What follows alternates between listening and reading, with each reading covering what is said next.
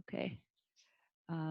Yeah, so this might help you find topics in the videos if you want to go back to the videos. One other thing is the latest slides I posted are the single transistor amplifier slides. Oh, and it says spring 2019. They're really, I couldn't see anything I wanted to change, so they're the same as last year's. But where these slides will be useful is if you see these slides with the green square, that's a summary of the equations for a particular kind of amplifier. So we have let's see if there's a common emitter. Common source, common emitter. Oh, this is with degeneration. Oh, okay, so for example, when we start doing MOSFETs have an R in, an R out, a GM, and a gain. And I'll have how to derive each of those equations. There's slides on how to derive R in, R out, the gain, GM for each of these amplifiers, and then a summary slide with the R ins, R outs, and gains of the amplifiers. So to use these slides, those will be really helpful to you. So look for the green squares, and they summarize a particular amplifier's parameters. Okay. I removed one so I could put it on the homework. So I think it was I have to go back and look, but I think it's a common base amplifier. So that one isn't on the slides, but that's because I wanted to put it on the homework. Okay. So yeah, and we'll be on these for at least a few days, maybe like a week plus.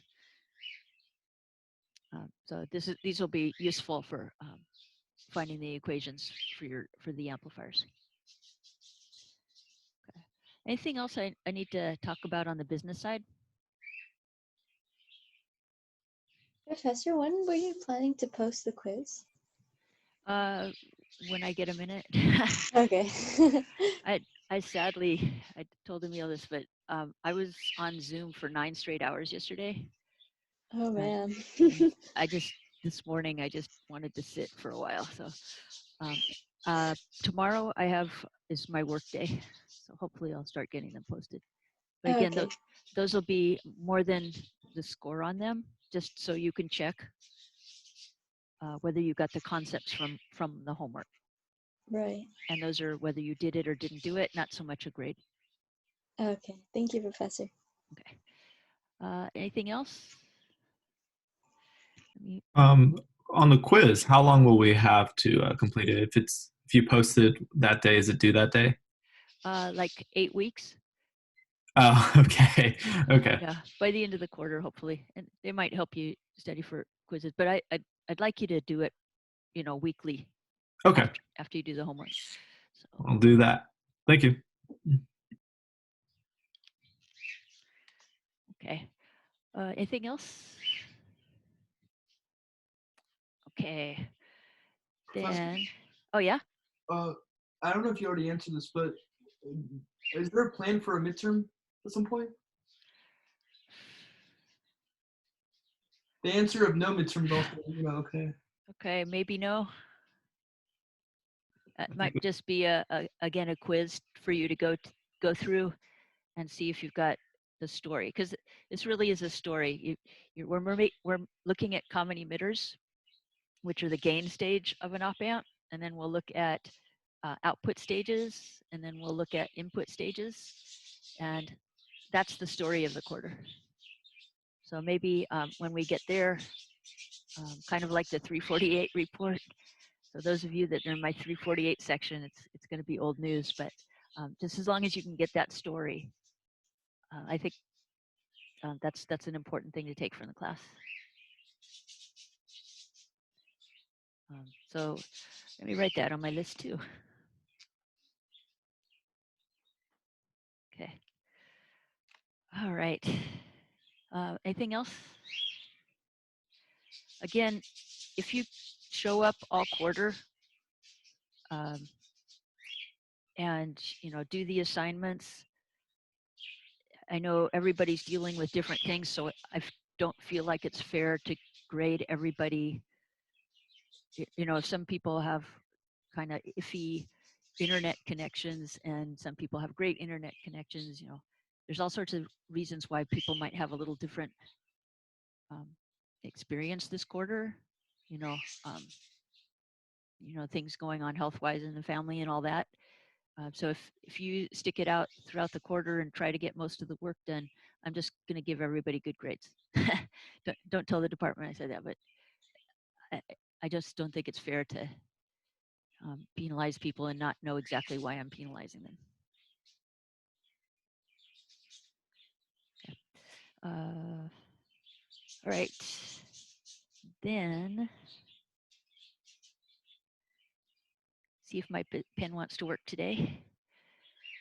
So today we're going to practice some more using that small signal model. So I'd give you a circuit and you'd say, okay, I want to find the gain of this. And I tell you that circuit is an amplifier and you'd say, okay, well, I want to find the gain of that.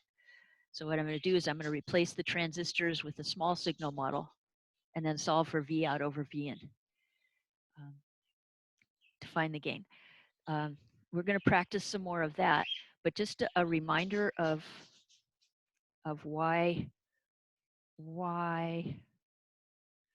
we why we're doing that, why we're replacing transistor with the small signal model and then finding either V out over V in, which is divided AV. How about V out over I out? What's that? Transconductance. Transresistance. The G, yeah. So this one right here, the current out over the voltage in, that's your transconductance. But this one, Your output resistance. output resistance. Okay. The only way, maybe not the only way, or I shouldn't say this right now, but in a week or a week and a half, we're doing all this math now, but in a week or a week and a half, I'm going to show you how to do it without doing any math. But until then, to find the equations for these, and this one came out for the common emitter, it was this. The only way to find this equation is to go through this process. Take the circuit, replace the transistors with a small signal model, and solve for V out over V in. Or if you want R out, take your circuit, replace the transistor with a small signal model, solve for V out over I out. For if you want to find the transconductance, this one's transconductance, conductance, oops. If you want to find the transconductance, you take your circuit, replace the transistor with a small signal model, and solve for I out over V in. And then there's one more. What's the last one?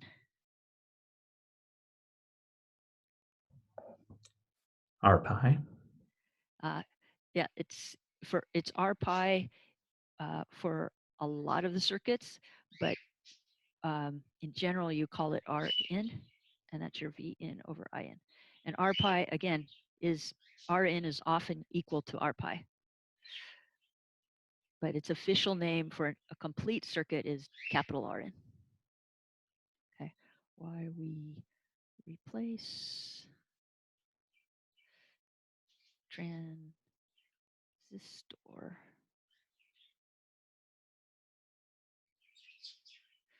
with small signal model. So the only time Rn wouldn't be equal to R pi is if there was some resistance on the connected to the base of the whatever transistor you're using. It could right? be, or well, we won't get. I don't think there's enough time for common collectors today, but this is a common collector, and the emitter is not tied to ground. Whenever the emitter is tied to ground, Rn equals R pi, and you're done. But when the emitter is not connected to ground, then the perceived resistance isn't just the resistance through the transistor, it's through the transistor and then through this additional resistance. Okay, I see. But yeah, when the emitter is tied to ground and you're on the base, it's always R pi. Don't even really Okay. have to do the math. Okay, thank you. Okay, so the whole reason why we are taking our circuits, replacing the transistor with a small signal model is to solve for V out over V out over I out over V in, or V in over I in, to get equations for AV R out transconductance or R in.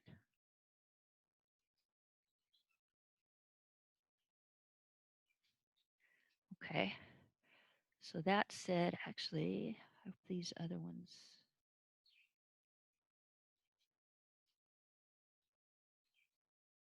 Untitled. Oh no, I might have lost my 2 seconds. Let me make sure I don't lose this one. This is week 3, right? Week 3, lecture 2, scribbles.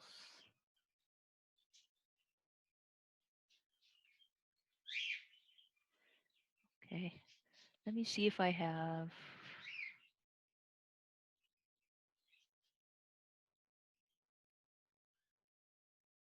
For week 2, lecture 1.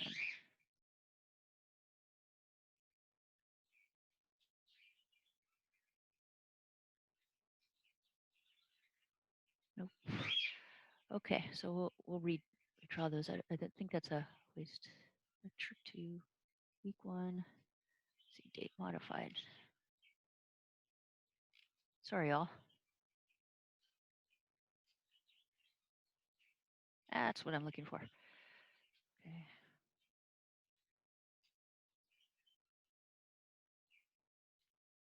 Where's my open with? There we go.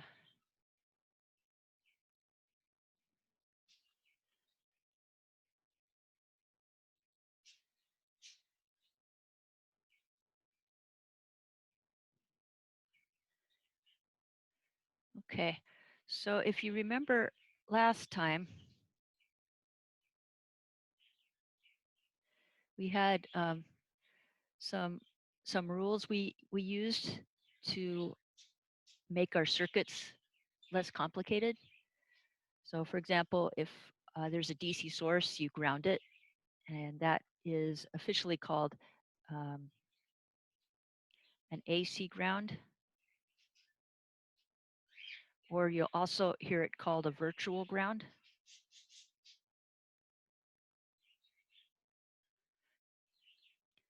So that gets rid of voltage sources in your circuit, DC voltage sources. And then if there is 0 volts across a resistor, there's no current going through it. So it's like it's an open circuit. You can get rid of it. And if VBE equals 0, remember there's on the dependent current source.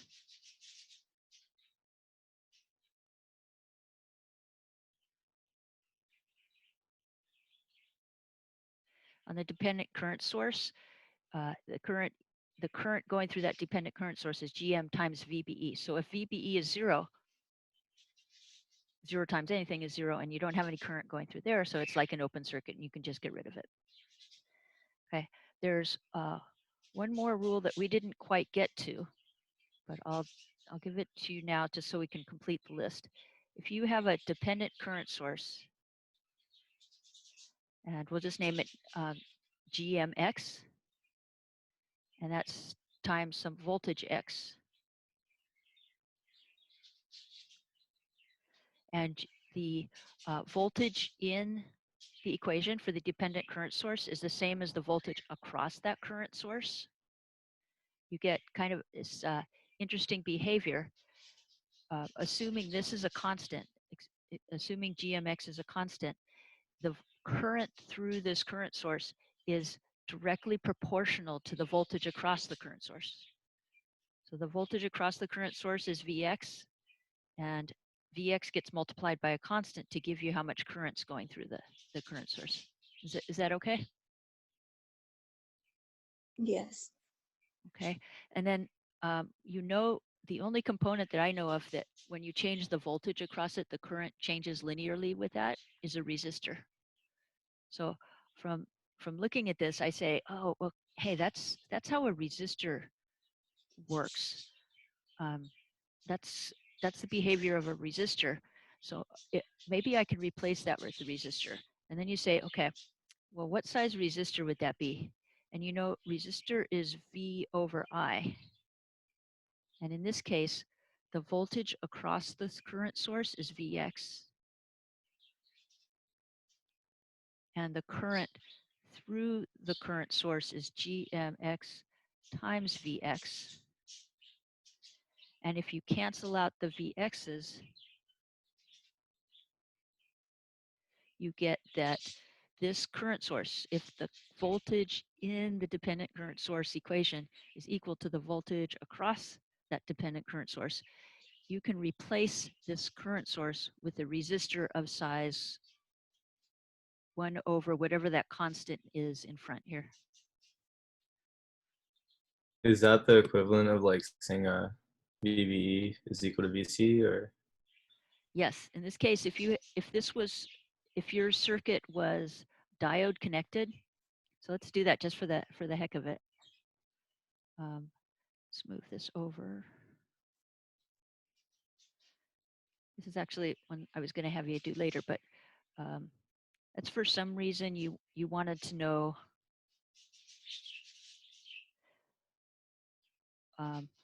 what I'm skipping ahead. I shouldn't do this, but let's do it anyway. Let's say you had this is weird.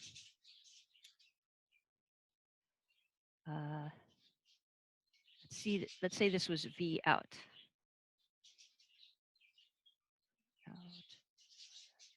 No, that doesn't make sense.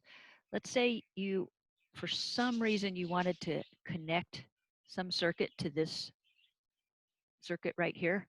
This is really weird. You would never do this, but just as an example, let's say for some reason you wanted to know what the resistance was looking in here. So you'd say, okay, I want to know the small signal resistance or the perceived resistance on this input. In other words, when I change the voltage here, how much does the current change? So I'd say, okay, well, that's small signal. So this picture right here isn't the one I want to use. I want to use this one. So you draw your small signal model.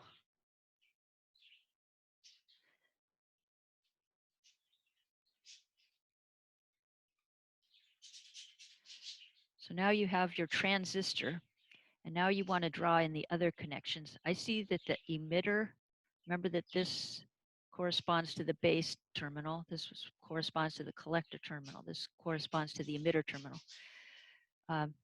If I look at the emitter of this of the whole circuit, I see that the emitter is tied to ground.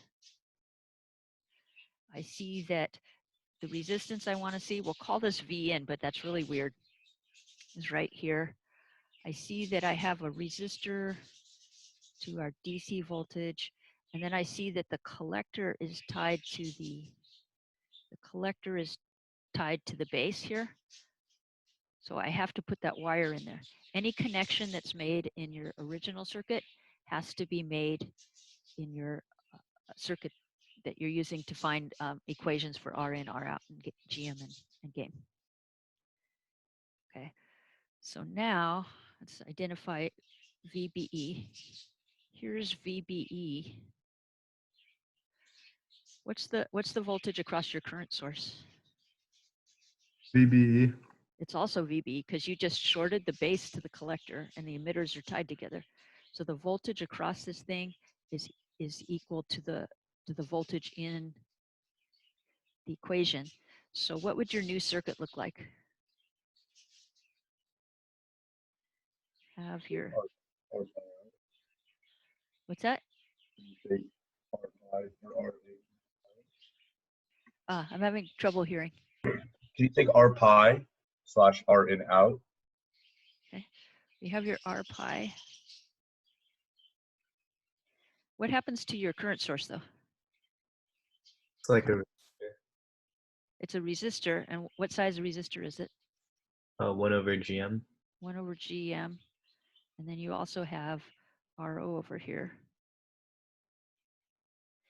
And this thing is much easier to analyze than with the current source in there. In this case, just to finish this off, what happens to your DC source? Turns off. That goes to ground. And if you're trying to find the resistance here, then what's your new circuit look like? Again, it's always after you do a simplification, like grounding the DC sources, you want to see if you can merge things. So All what the does this look like? parallel. They're all in parallel.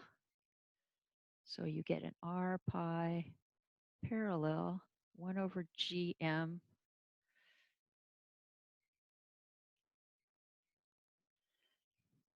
parallel RO, and then this R up here goes from this node to ground, but RO also goes from this node to ground. GM also goes from that node to ground. So it's also in parallel. And if you're trying to find this R, you can see that the R is just all of this. But let's take a little longer look at this. So this R, what kind of values did you have, say, for your biasing circuitry? What size resistors were you using for your R?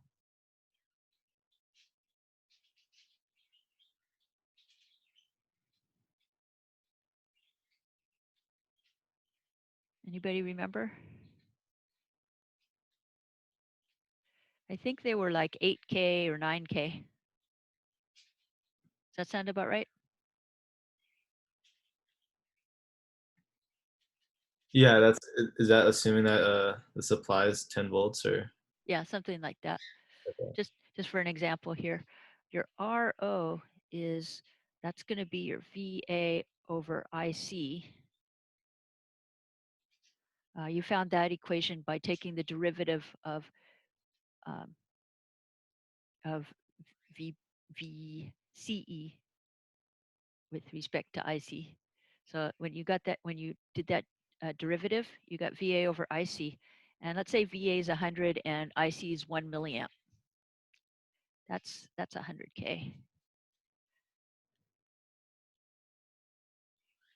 So that's really big.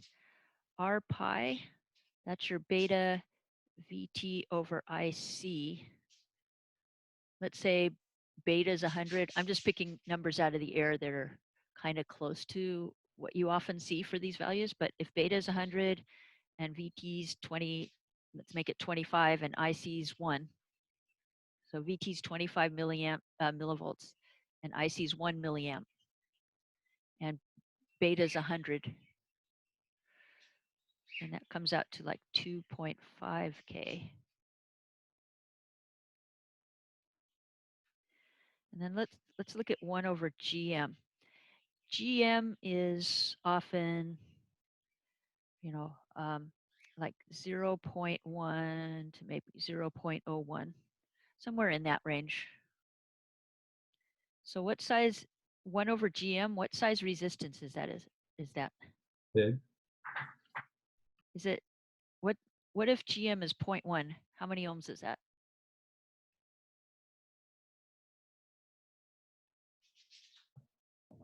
Ten. It's 10. So this might be 10 to 100 ohms.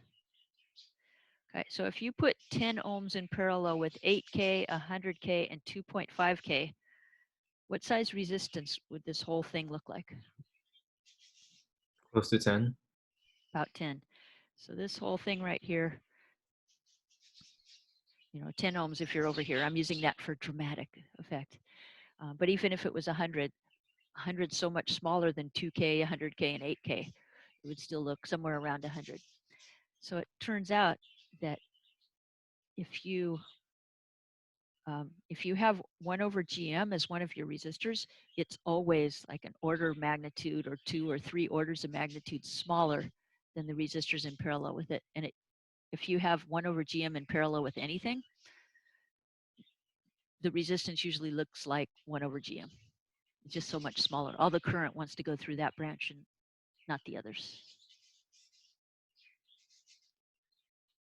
Okay, as usually I'm off topic, but yeah, this is a good example of where you can take this current source and turn it into a resistor. Is that good? So what would this be a useful circuit for, like some type of voltage divider?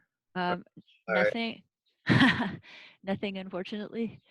But for a common collector, you'll see something a lot like this.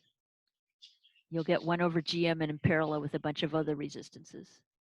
And the common collector is used as an output stage. And what do you want from an output stage?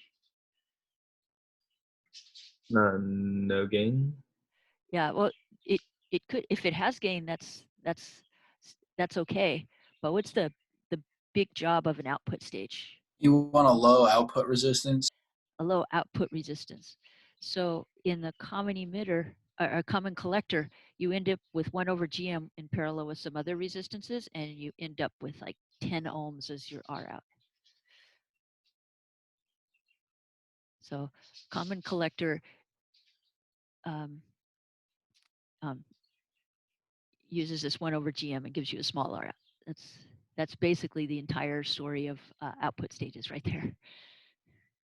Okay, but anyways, I'm going to get back on track. Hopefully that was a illustrative sidebar. Okay, so in the last lecture, we went through big GM. We found big GM of a common emitter, big R out of a common emitter, and the gain of a common emitter. It's one thing left to find for a common emitter, and that is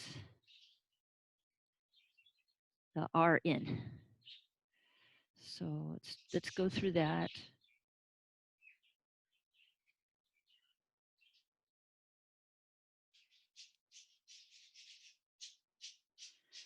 And it doesn't matter whether you're finding R in, R out, gain, or GM. The first steps are always the same. You replace the transistor with your small signal model.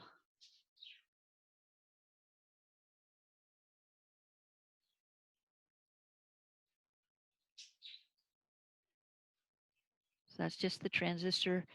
And then you make the same connections. So you realize that corresponds to the base, corresponds to the collector, that corresponds to the emitter. And then you make the same connections as in your main circuit. And last time we saw emitter goes to ground, V in goes to the base, V out is connected to the collector. And then because you ground the supply, this R ends up in parallel with RO. Does that look familiar? Okay. Then if we're trying to find R in, then what you want to do is you want to change V in and see how much I in changes. Okay, so my first question here is, does anything that happen on this side affect your R in? Maybe I shouldn't have gone directly to that question, but No? no, because this node right here is grounded. This is grounded. Doesn't matter what happens over here. It's not going to affect this side at all. So it's almost like this doesn't exist. And then what's your R in? R pi. R pi, and you're done. Okay. Does that go kind of fast? When we get to a little more complicated circuit, we'll slow it down. Let's see, only 15 minutes. Darn it. Okay, so this is this will be helpful for the homework. So far we've seen, I'll try this again.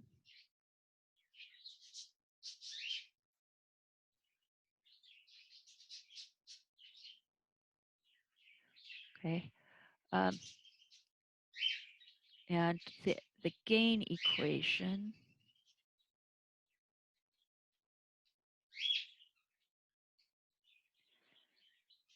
Okay, RO's pretty big. In the last example, I think it was 100K. That's if you have an early voltage of 100 and a current of 1 milliamp. Turns out RO's like really big. Okay. But if you have, let's say you made your R 8K, what's RO in parallel with R look like? 8K. 8K. So this right here is the resistance that, so in the transistor, when you change V in and the current changes, remember the amount V out moves is how much current gets thrown across this resistor. So I should say it in a different way. Now let me just go back and kind of forget about this for a second. But yeah, if you change the current through your transistor, it changes the current through the resistor and V out moves. So how can I make V out move more? And if V out moves more for the same V in, that means gain goes up. That means your gain goes up. So what can I do to R to make V out move more when the current changes? Make it smaller. Does that make it move more or less? Making it smaller makes it move more. Oh, makes it move less. So Yes. make it bigger. Make it bigger. So if you make this bigger, you get better gain. And since we're trying to build an op amp, we want a lot of gain. So if I make it bigger and bigger and bigger, what if I make it a giga ohm?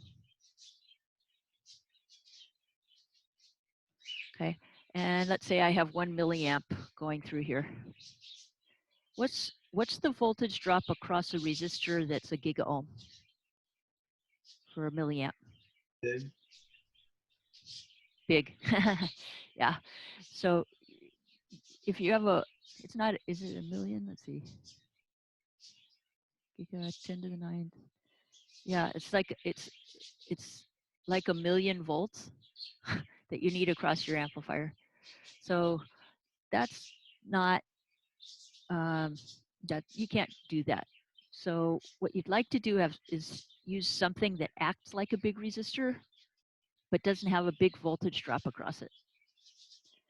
So we'll just do the math today just because of time limitations. And we'll do the touchy-feely another day. But it turns out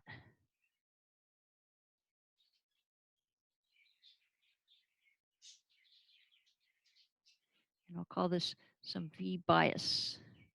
So some magic circuit out here is generating a voltage that induces a current of I through that top transistor. And that's a PNP. What circuit does this look like if you think back to 307? And their MOSFETs? Inverter? Yeah, looks pretty much like an inverter. So all the circuits, again, are coming back to you. We're just using different names. And the name for this one is a common emitter with an active load. And an active load, an active device means you get more out of it than you put into it. So for a transistor, you change V in by a little bit. For BJT, it changes the current exponentially. So you're actually getting more change in current than kind of the change in voltage on the input. And so a transistor is considered an active device. For a resistor, it's directly proportional. The voltage across it and the current, it's linearly related. So you don't get this like exponential change in its output. So when you replace something with a transistor, now it's an active, it's called an active load. So when you have a resistor up here, this is called a CE with a passive load.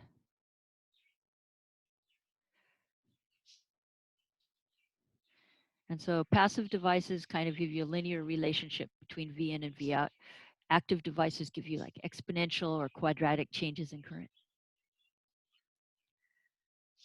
Okay. So, and let's see. So we've got this picture right here.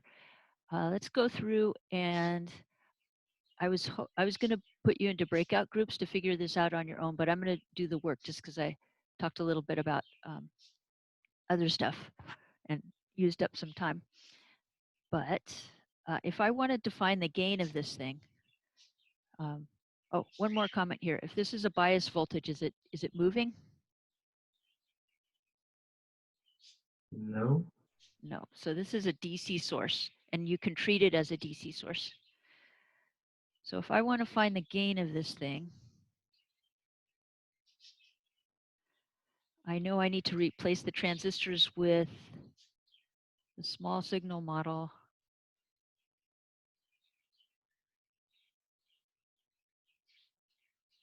And these are the N devices. So I'm going to put an N here.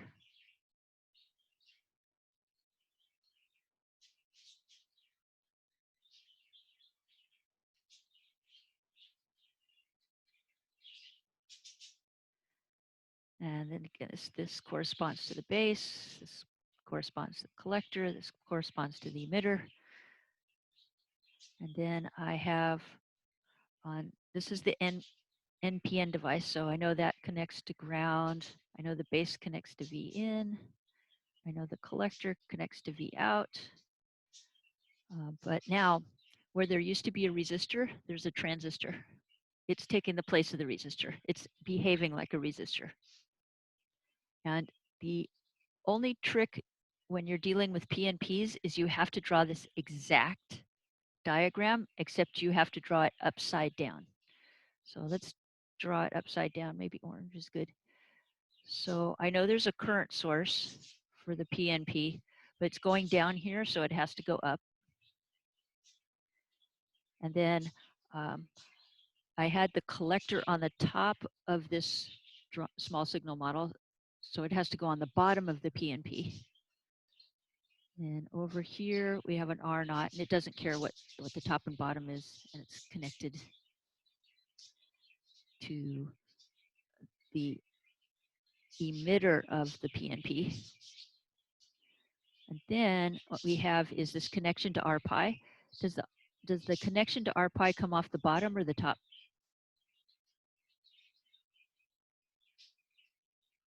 The top. At the top. The top, yes, it's coming off the emitter, and very often it's hard to flip your brain with these things. But then this goes to VB, and this right here also goes to the supply. And this is GMP, VBEP, ROP. Sorry, this is RON, and this is okay. So that's the first step. We've just replaced the transistors with the small signal models. Now the next step is always to make it pretty. So let's use our 4 rules up there. What's the first of the 4 rules?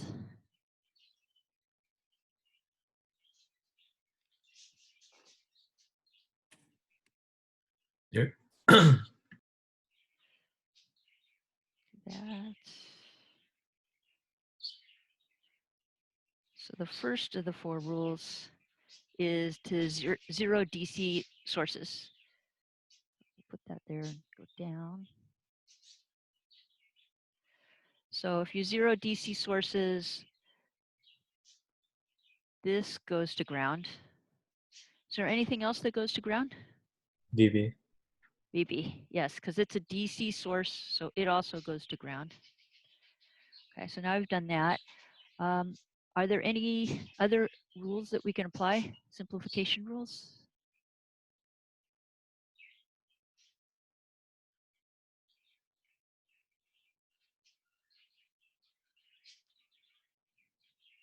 Let's go with number 2.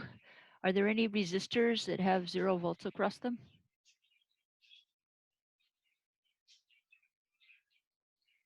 RPi. RPi, okay. So RPi for the PMOS has 0 volts across it. This is also VBEP. So this resistor RPi goes away. Anything else go away?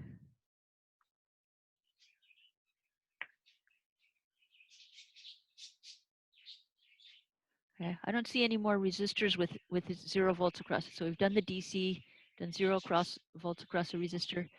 Is there any, are there any current sources we can get rid of?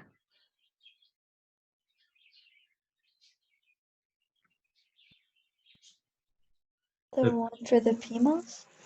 For the PMP, yes, because the Oh VBEP, yeah, PN. Since I mix up words, I know what you mean. This right here, that's the voltage across our pi, but you just said that's 0. So actually this goes away too. And your new, I'll draw it once and then we'll draw it one more time. It's ROP.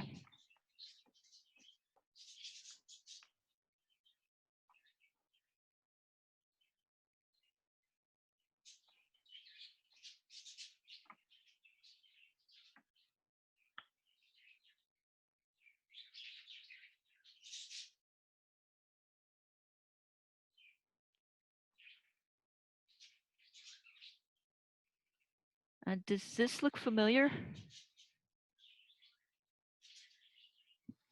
It's like we just had that resistor at the top. Yes. But instead of having R, if you remember the diagram for the common emitter with the passive load, when we drew that up, there was an R on top. But now, instead of that R, you have ROP. And remember, that can be really big. That's VA over IC.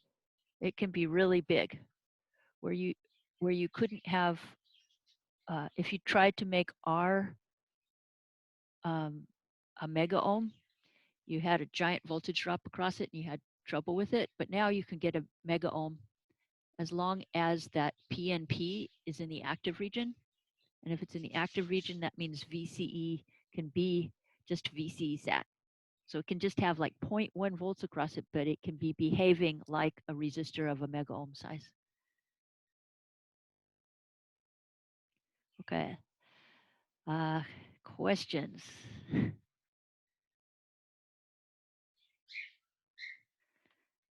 Professor, can you go over again how it can behave like that without having a massive voltage drop? Okay, so this isn't a real resistor. This is a small signal resistance. And remember, Oh, small signal resistance is just a change in V over a change in I. right. It's not a V over an I, which, yeah, if it's a mega ohm, then you're going to have a very big V for Mhm. that resistance. But if it's the change in voltage over the change in current, you know, very small voltage across it, but it can behave like a giant resistor. Okay. Thank you.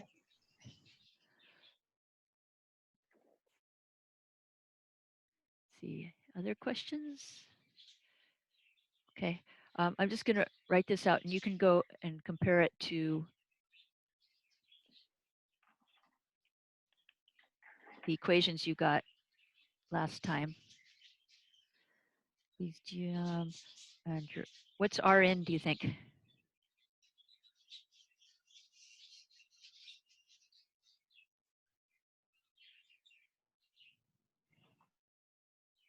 nothing's changed on the circuit except for the value of R. So this is actually still R pi.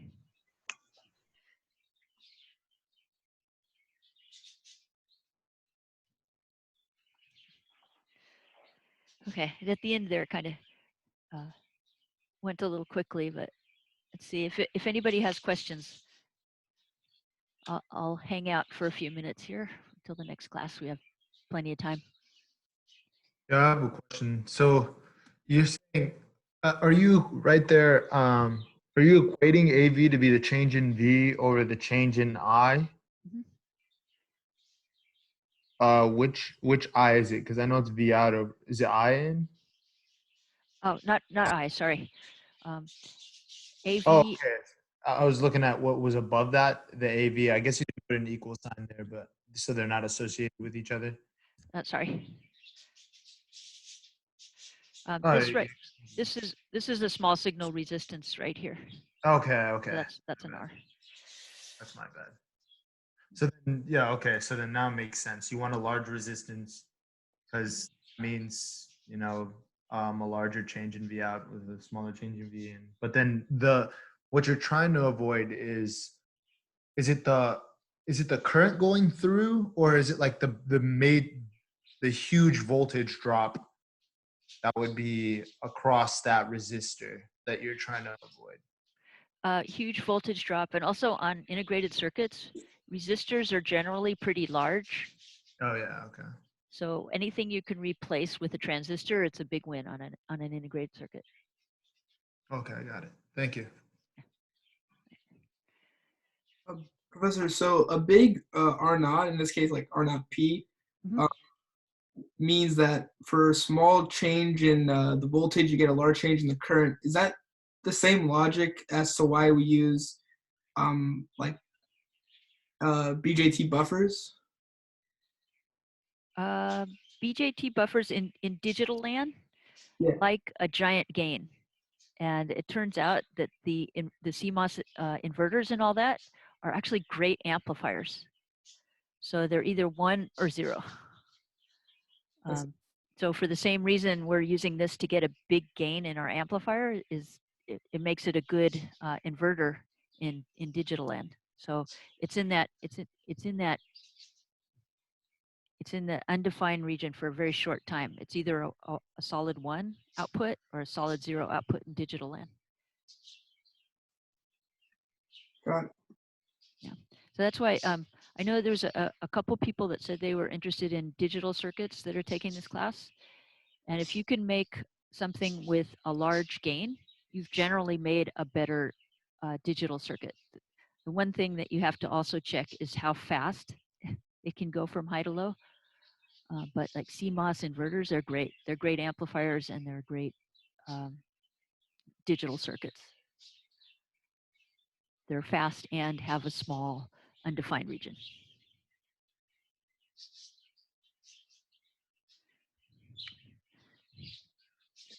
I guess a better way to phrase the question would be towards the end of 307 last quarter, we talked about kind of what we talked about here with BJTs, as using BJTs as our buffers for our inverters, because again we want to minimize the R out as much as we can.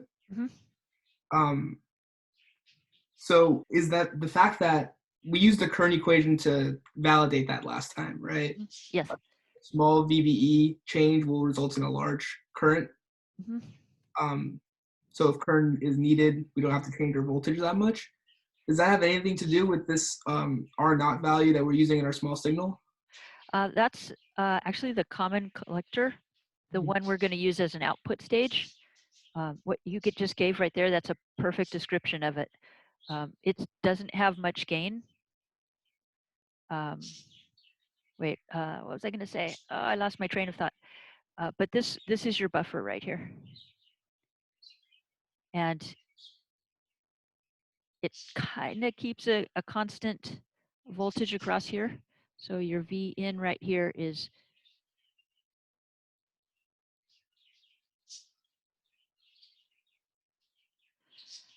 but as you said, this right here, if something asks for a lot of current, this VB doesn't have to change much to provide that current.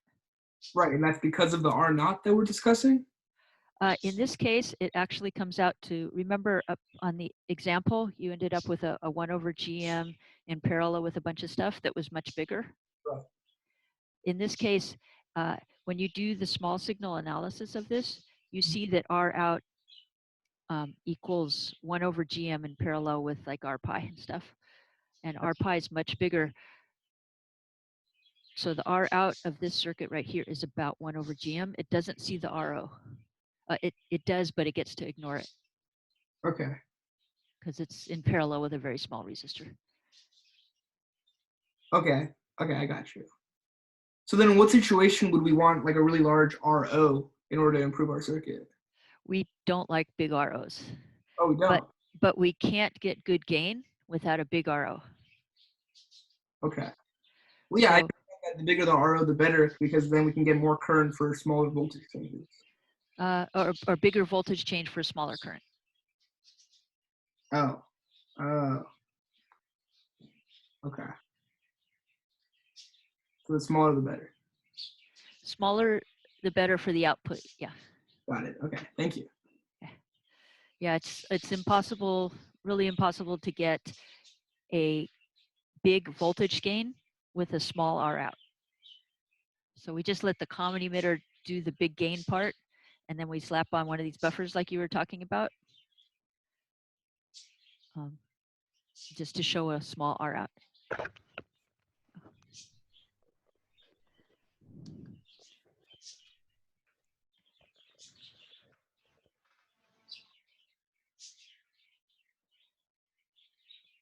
So we didn't get through this much of this today. Let's change the menu here.